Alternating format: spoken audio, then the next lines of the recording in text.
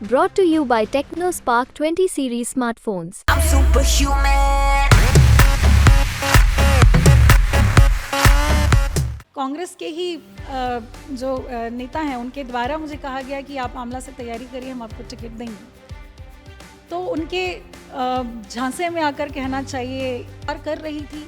लोकसभा में भी मुझे टिकट नहीं दिया, उसका भी वादा किया गया था। तो महिला होने के नाते कांग्रेस पार्टी के अंदर सम्मान के लिए भी हमें जूझना पड़ता है। इन लोगों ने मुझे घर बिठाने का प्रयास किया, छिंदवाड़ा से शुरुआत। आज मैं उन लोगों को घर बिठाने के लिए छिंदवाड़ा आई हूँ। देखिए, कांग्रेस ने मुझे ख़त्म करने के लिए कोई कसर नहीं छोड़ी।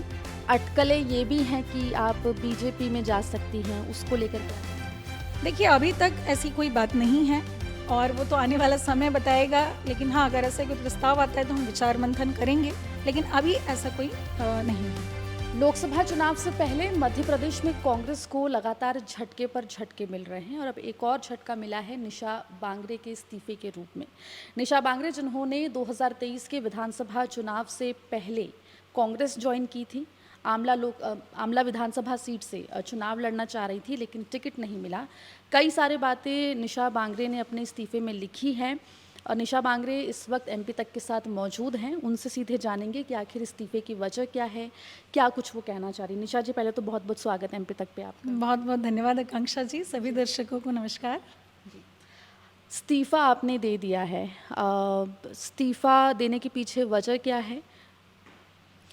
देखिए, आप पूरा घटनाक्रम आप देखें तो मैं डिप्टी कलेक्टर की नौकरी कर रही थी। बाबा साहब जो आज बाबा साहब की जयंती भी है, मैं सभी को बहुत बहुत बधाई भी देती हूँ। मेरे जीवन में हमेशा बाबा साहब मेरे प्रेरणा स्रोत रहे हैं और उनके जीवन से प्रेरणा लेकर के ही शिक्षा अर्जित करके इंजीनियर, डीएसपी, डिप्टी कलेक्टर बनी। अपनी नौकरी कर ही रही थी, लेकिन कांग्रेस के ही जो नेता हैं उनके द्वारा मुझे कहा गया कि आप आमला से तैयारी करिए, हम आपको टिकट देंगे। तो उनके झांसे में आकर कहना चाहिए या उनके इस झूठे वादे में आकर के मैंने प्रयास किया कि बाबा साहब ने हमेशा संसद की तरफ इशारा करके, आप देख सकते हैं बाबा साहब की प्रतिमा को, हमेशा एक इशारा करके उन्होंने कहा है कि मेरे समाज के लोगों, तुम्हें संसद रूपी मंदिर पर बैठना है। तो एक अधिकारी के तौर पे भी मेरा अनुभव मुझे प्राप्त हो गया। तो मैंने सोचा क्यों ना बाबा साहब के इस इशारे को और बाबा साहब के उद्देश्यों को कि समाज में समता, बंधुता, न्याय स्थापित करने के लिए संसद में भी हम पढ़े लिखे लोगों को जाना ज़रूरी है। तो मैंने फैसला लिया कि शायद कांग्रेस वो पार्टी हो सकती है जिसके माध्यम से मैं बाबा साहब के अधूरे सपनों को पूरा कर सकती हूँ। और मैंने कांग्रेस पार्टी पर भरोसा किया, अपनी नौकरी से त्यागपत्र दिया। लेकिन अंत में क्या हुआ आप देख सकते हैं। इसी छिंदवाड़ा में मुझे बुला करके मेरे साथ छल किया गया। मुझे पार्टी ज्वाइन कराई गई और मन से कहा गया कि आप चुनाव नहीं लड़ रही हैं, कोई बात नहीं, आप प्रदेश की सेवा करेंगी। लेकिन मुझे नहीं लगता कि कांग्रेस ने इन 6 महीनों में मुझे प्रदेश की सेवा करने का कोई अवसर दिया। मैं इंतज़ार कर रही थी। लोकसभा में भी मुझे टिकट नहीं दिया, उसका भी वादा किया गया था। बात टिकट या किसी पद की नहीं है, बात है कि एक प्रतिनिधित्व करने का अवसर क्या मेरे समाज को मिल पा रहा है, क्या मैं बाबा साहब के सपनों को पूरा करने के लिए कार्य कर पा रही हूँ। तो मुझे लगता है कि मैं नहीं कर पा रही थी। एक महिला होने के नाते कांग्रेस पार्टी के अंदर सम्मान के लिए भी हमें जूझना पड़ता है, ये मैंने महसूस किया। और फिर एक योग्य अगर पढ़ी लिखी कोई महिला आ जाए तो बाकी पुरुष लोगों को तो और दिक्कतें शुरू हो जाती है।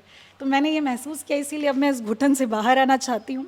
और जिन लोगों ने मुझे घर बिठाने का प्रयास किया, छिंदवाड़ा से शुरुआत, आज मैं उन लोगों को घर बिठाने के लिए छिंदवाड़ा आई हूँ। मैं अपने समाज के बीच में जाऊँगी और उन्हें बताऊँगी कि किस तरीके से उस आपके समाज की बेटी के साथ छल किया गया। मुझे कोई गुरेज नहीं है कि लोग मेरे बारे में जानें, कई तरह की बातें करते हैं, अरे मैडम पढ़ी लिखी है लेकिन देखिए इनके साथ क्या हुआ। लेकिन मैं ये कहना चाहती हूँ, ये मैं पहली महिला नहीं हूँ जिसके साथ ऐसा हुआ। मुझे लगता है ऐसा पहले कई महिलाओं के साथ हुआ होगा।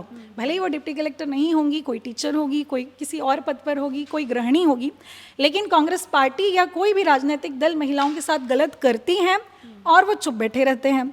लेकिन मैं अपने इस नज़ीर के माध्यम से बताना चाहूँगी कि मैं उन महिलाओं, अगर एक महिला का भी जीवन बचता है इनके झूठे वादे से, तो एक बड़ा मुझे लगेगा कि मेरा जीवन सफल हो गया, है ना।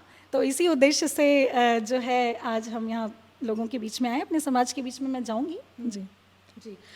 जैसा कि आपने कहा कि छिंदवाड़ा में ही आपने कांग्रेस ज्वाइन की थी, अब आपने इस्तीफ़ा दिया, आप छिंदवाड़ा में मौजूद हैं।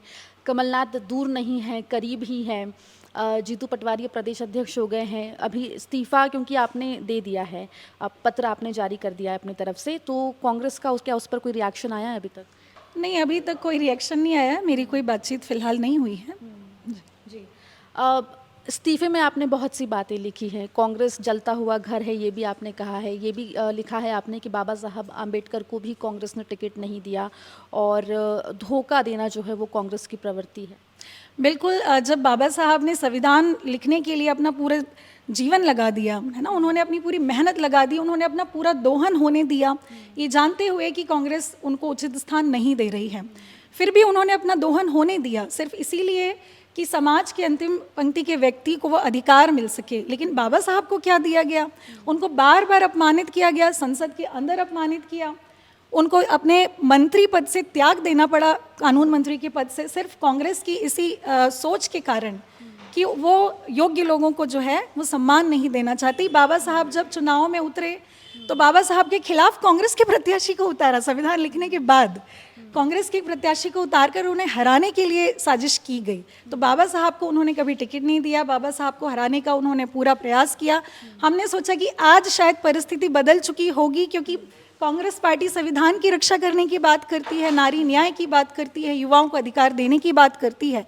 तो मुझे ऐसा लगा कि शायद कांग्रेस पार्टी अपने इस गलती को सुधारना चाहती है और बाबा साहब की इस बेटी को, उनकी वंशज को शायद वो सम्मान देना चाहती हो। लेकिन हम आज भी उसमें गलत साबित हुए। उन्होंने तब भी बाबा साहब के साथ अन्याय किया था और आज भी बाबा साहब के समाज के साथ, उनकी इस बेटी के साथ में अन्याय कर रहे हैं। आपने जब इस्तीफ़ा दिया था अपने पद से, उस वक्त एक लंबी लड़ाई आपने लड़ी थी, आप जेल भी गई थी और मुझे वो मार्मिक तस्वीर याद है जब जेल से छूटने के बाद आपके बेटे से, जो कि छोटा है काफ़ी, उससे आपकी पहली बार मुलाकात हुई। उस वक्त को याद कर रही हैं और कांग्रेस में आप जाती हैं और आपको टिकट नहीं मिलता है, तो कैसे उसको आप प्रोसेस कर पा रही हैं? देखिए, कांग्रेस ने मुझे ख़त्म करने के लिए कोई कसर नहीं छोड़ी, मुझे ये महसूस हुआ, क्योंकि एक अच्छी खासी नौकरी करते हुए पहले उस नौकरी से पृथक करने का प्रयास करना, उसके बाद तमाम वो प्रयास, एक महिला होने के नाते आप समझिए कि इतनी कड़ी धूप में 10-12 दिन पैदल सड़कों पर चलना, अपने बच्चे को, 4 साल के बेटे को छोड़ करके, अपने परिवार को छोड़ करके, अपनी नौकरी छोड़ करके, यहाँ तक कि हमने अपने दिल्ली वाला घर तक बेच दिया, पूरा परिवार बिखर गया, सब कुछ ख़त्म कर दिया, सिर्फ इसीलिए कि कांग्रेस पार्टी शायद वो सम्मान देना चाहती है जो उन्होंने बाबा साहब को नहीं दिया। लेकिन वो ये काम नहीं कर पाई, उन्होंने इसका उलट धोखा किया, एक महिला के साथ छल किया, एक अनुसूचित जाति वर्ग की महिला के साथ उन्होंने छल किया। तो निश्चित तौर पे कांग्रेस चाहती तो लोकसभा में टिकट दे करके उसकी भरपाई भी कर सकती थी, उनके पास अवसर भी था। ठीक है, विधानसभा में किन्हीं कारणों से इस्तीफा लेट मंजूर हुआ, हम समय पे नहीं नामांकन पत्र भर पाए, लेकिन अपनी उस गलती का सुधार वो लोकसभा के चुनाव में टिकट दे करके कर सकती थी, लेकिन उन्होंने वो भी प्रयास नहीं किया। तो ये जो परिवारवाद, इनका स्वार्थ और योग्य व्यक्ति को आगे नहीं बढ़ने देना, ऊर्जावान व्यक्ति को आगे बढ़ने नहीं देना, यही मुझे लगता है कि कांग्रेस पार्टी करती है। और उसका हश्र आज आप देख सकते हैं कि किस कगार पे है। जब वो अपने सबसे बुरी स्थिति में है तब भी वो हमारी क्षमताओं का उपयोग नहीं कर पाई, तो आप समझिए कि आगे वो क्या करेंगे। जी। क्योंकि ये इस्तीफ़ा आपने भले ही अभी दिया है, लेकिन नाराज़गी आपकी कुछ दिन पहले से दिखना शुरू हो गई थी जब आपने ये बताया था कि आपने अपनी नौकरी के लिए वापस से आवेदन जो है वो सामान्य प्रशासन विभाग को भेजा है।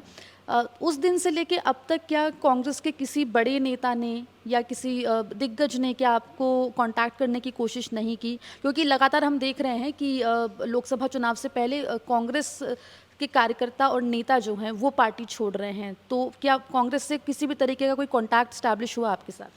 कांग्रेस पार्टी के प्रदेश अध्यक्ष जीतू पटवारी जी ने मुझसे संपर्क किया।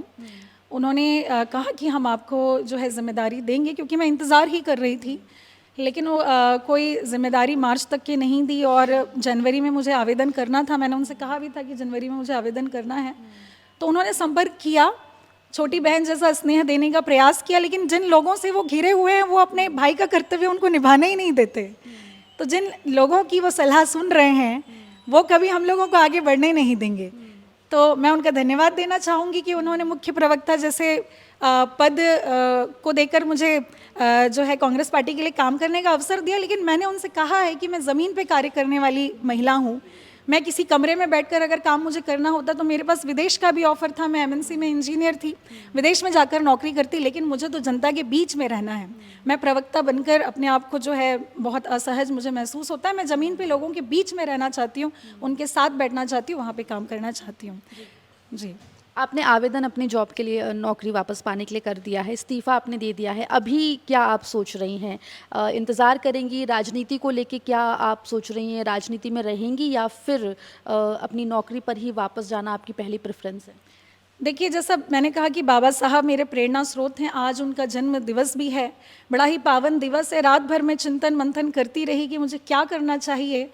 तो मुझे ये महसूस हुआ कि अगर मुझे कोई बेहतर प्लेटफॉर्म मिलता है तो मैं उस पे ज़रूर जाना चाहूँगी। अभी चूँकि नौकरी मेरे पास एक माध्यम है, चाहे मैं एक डिप्टी कलेक्टर की नौकरी पर वापस जाऊँ या मैं फिर से यूपीएससी की तैयारी करके पुनः कलेक्टर बन जाऊँ, मेरे पास ऑप्शंस है। अभी मेरी उम्र है, तो जो भी बेहतर प्लेटफॉर्म मुझे मिलेगा, मैं आज छिंदवाड़ा आई हूँ, अपने लोगों के बीच, समाज के बीच जाऊँगी, क्योंकि यहीं से ये शुरुआत हुई थी। तो मैं अपने समाज से ये पूछना चाहूँगी, बताना चाहूँगी कि क्या आपके समाज की बेटी बहन के साथ अन्याय नहीं हुआ है, अब हमें आगे क्या करना चाहिए। तो जो भी बेहतर अवसर मुझे मिलेंगे अपने समाज के लिए, इस देश के लिए काम करने के, मैं उस पर निर्णय लूँगी। जी, अटकलें ये भी हैं कि आप बीजेपी में जा सकती हैं, उसको लेकर क्या कहेंगी?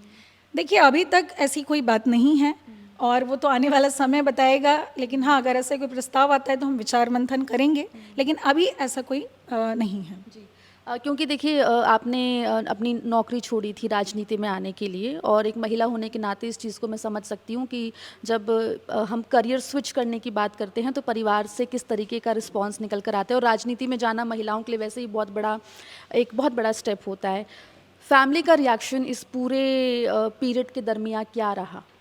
देखिए, परिवार साथ है, क्योंकि मेरा परिवार, चाहे मेरे माता पिता हों, चाहे मेरे ससुराल पक्ष के हों, मेरे पति, वो हमेशा महिला सशक्तिकरण के पुरोधा रहे हैं।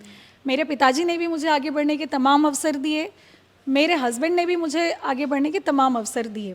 तो वो भले ही मेरे निर्णय बड़े एब्रप्ट से लगते हों कि जल्दबाजी में लिए हुए हैं, लेकिन बाबा साहब का वो वचन कि ज़िंदगी जो है लंबी नहीं बड़ी होनी चाहिए। तो जब हमारे पास समय कम है और बाबा साहब के उद्देश्यों को पूरा करना है, तो जो निर्णय होते हैं वो बड़े लोगों को लगते हैं कि कैसे निर्णय लिए हैं, लेकिन मुझे उसमें कोई तकलीफ़ नहीं है। मेरे परिवार मेरे साथ है, उनको तकलीफ़ ज़रूर होती है इस बात की, किसी भी माता पिता को लगेगा कि मेरी बेटी कलेक्टर बनी रहे, तकलीफ़ होती है, लेकिन फिर भी वो मेरे हर निर्णय के साथ इसीलिए है क्योंकि जिस तरीके से मेरी सोच है कि मैं समाज के लिए व्यापक स्तर पर कुछ कर पाऊँ, उनकी भी यही सोच है और वो हमेशा मुझे वो तमाम अवसर देना चाहते हैं। जी, आपने जो आवेदन अपना दिया है नौकरी वापस पाने के लिए, उसके ऊपर क्या अपडेट है, और क्या आपकी सीएम मोहन यादव से इस सिलसिले में या बीजेपी के किसी बड़े नेता या कैबिनेट मंत्री से इस विषय में बात हुई है? अभी आवेदन मैंने दे दिया है, बात उन तक पहुंच चुकी है, क्योंकि चुनाव का समय है, आचार संहिता है, तो अभी किसी निर्णय पर पहुंच नहीं पाए हैं। लेकिन हाँ, संपर्क में हूँ मैं कि नौकरी वापसी के लिए हम क्या क्या कर सकते हैं, उस पर विचार मंथन किया जा रहा है। और पहला ऑप्शन यही है हमारे लिए कि नौकरी में किस तरीके से वापस जाया जाए। उसके लिए मिल करके मुझे लगता है कि मोहन यादव जी, हमारे मुख्यमंत्री जी, बड़े ही संवेदनशील होकर इस पर विचार कर रहे हैं, करेंगे, ऐसी मैं उनसे उम्मीद करती हूँ, और न्याय की वो मेरे साथ न्याय करेंगे, मुझे लगता है। जी, बीजेपी से ऑफर आया तो वो एक दरवाज़ा खुला मान रही हैं? बिल्कुल, अगर कोई अच्छा मुझे प्लेटफॉर्म मिलता है, अच्छा माध्यम मिलता है समाज के लिए करने का, तो हम उस पर विचार कर रहे हैं। जी, बिल्कुल। तो नौकरी के लिए, नौकरी पर वापसी के लिए जो है विचार मंथन और तमाम चीज़ें चल रही हैं, लेकिन कांग्रेस से कहीं ना कहीं नाराज़गी निशा बांगरे जी की साफ तौर पर देखी जा रही है। आज कांग्रेस से इस्तीफ़ा दे दिया है, कई आरोप लगाए हैं। हालांकि आगे क्या राजनीति में रहेंगे या वापस नौकरी पे जाएंगे तो वक्त बताएगा। बहुत बहुत शुक्रिया निशा जी, एमपी तक पे जुड़ने के लिए। कैमरा पर्सन कुंज बिहारी के साथ छिंदवाड़ा से एमपी तक के लिए आकांक्षा ठाकुर।